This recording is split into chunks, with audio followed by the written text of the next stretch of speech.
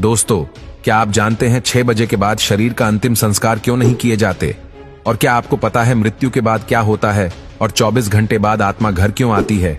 और मृत्यु के बाद 13वीं क्यों मनाई जाती है? क्या 13 दिनों तक मृतक की आत्मा घर पर रहती है?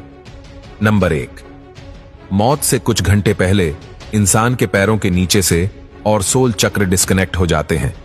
मतलब इंसान का धरती से कनेक्शन टूट जाता है और पैर ठंडे पड़ जाते हैं। नंबर 2, मरने के बाद इंसान का उसका संपूर्ण जीवन जन्म से लेकर मृत्यु तक फ्लैशबैक की तरह स्पीड से दिखता है। अकॉर्डिंग टू साइंस ये सपना लगभग 7 मिनट का होता है। उसके बाद ब्रेन शट डाउन हो जाता है और अंत में इंसान अपनी सुनने की शक्ति खो देता है, जिसके बाद ऐश कॉल टूट जाता है, जो कि एक तरह से शरीर और आत्मा का कनेक्शन है, जिसके टूटने से आत्मा शरीर से मुक्त हो जाती है। नंबर 3, लंबे समय से शरीर में रहने के कारण वो बॉडी को छोड़ने से मना करती है। वो फिर से बॉडी में प्रवेश करने की काफी कोशिश करती है, लेकिन वो असफल रहती है। जैसे हमारे लिए किसी की मृत्यु को स्वीकार करना मुश्किल होता है, वैसे ही आत्मा भी शरीर की मृत्यु को मानने से इनकार करती है। नंबर 4, शरीर छोड़ने के बाद आत्मा बॉडी के 15 फीट ऊपर हवा में तैर रही होती है। वो अपने परिजनों को रोता हुआ देखती है। उसके बारे में बोले गए शब्दों से किसी शोर की तरह सुनाई देते हैं। नंबर 5, हिंदू ग्रंथों के अनुसार रात के समय अंतिम संस्कार नहीं किया जाता।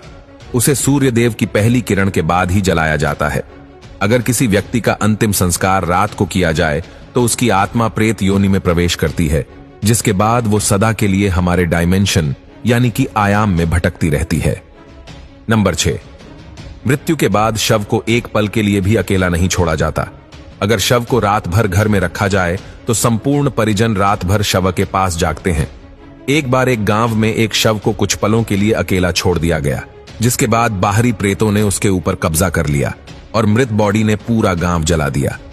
गांव में हनुमान जी का एक मंदिर था। मरी हुई बॉडी जैसे ही हनुमान जी के मंदिर के सामने से गुजरी, उन आत्माओं ने हनुमान जी की मूर्ति देखी और फिर डर कर उस बॉडी को छोड़ दिया। तब से लेकर आज तक कोई भी डेड बॉडी को अकेले छोड़ने की गलती नहीं करता। नंबर 7, अंतिम समय में 2 यमदूत आते हैं। वो मरने वाले के साथ जैसा उसने संपूर्ण जीवन लोगों से व्यवहार किया था, ठीक वैसा ही व्यवहार उसके साथ करते हैं। अगर मरने वाला अच्छा आदमी है तो इजीली प्राण त्याग देता है, परंतु वो पापी है तो यमदूतों के टॉर्चर से वो तड़प तड़प कर मरता है। नंबर 8, जिसके बाद आत्मा को एक प्रकाशमय गुफा से होते हुए यमदूत यमलोक लेके जाते हैं। रास्ते में वैतरणी नदी पार करते हुए आत्मा को जाना होता है। ये नदी आग से लथपथ होती है। जिसने अच्छे कर्म किए हैं वो इजीली इस नदी को पार कर लेता है, लेकिन अगर कोई पापी व्यक्ति है तो उसे काफी पीड़ा भोगनी पड़ती है। नंबर 9, उसके बाद उस आत्मा को यमराज के सामने खड़ा कर दिया जाता है।